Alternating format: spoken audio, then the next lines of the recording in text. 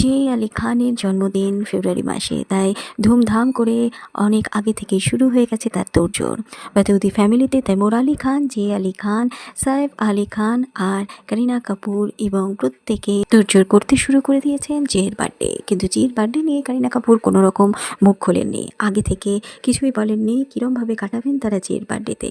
কোথাও যাবেন বেড়াতে না, এমনি সুন্দরভাবে সাজিয়ে গুছিয়ে জন্মদিন হবে, জন্মদিনের কোনো থিম হবে, সেখানে ইনভাইটেড অতিথি কারা থাকবে তাদের সম্বন্ধে কিছুই বলা হয়নি।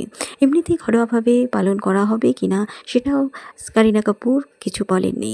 আগে যেরকম করিনা কাপুর তার সোশ্যাল মিডিয়ায় প্রত্যেকটা জিনিস শেয়ার করতেন, এখন সেটা বন্ধ করে দিয়েছেন সাইফ আলী খানের অ্যাটাকের পর থেকে। তাই জের জন্মদিন নিয়ে তারা খুব আনন্দিত, কিন্তু কি করবেন সেটা নিয়ে কোনো রকম চর্চা তিনি করেননি। জের জন্মদিনে আমরা দেখতে পাবো ছোট্ট রাহাকে। ছোট্ট রাহা তার দাদার জন্মদিনে উপস্থিত থাকবেন।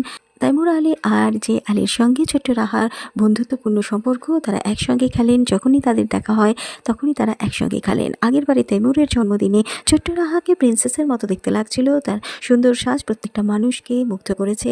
জের জন্মদিন খুব সুন্দরভাবে কাটুক। ভিডিওটা যদি ভালো লেগে থাকে একটা সাবস্ক্রাইব করে দেবেন। ততক্ষণের জন্য টাটা।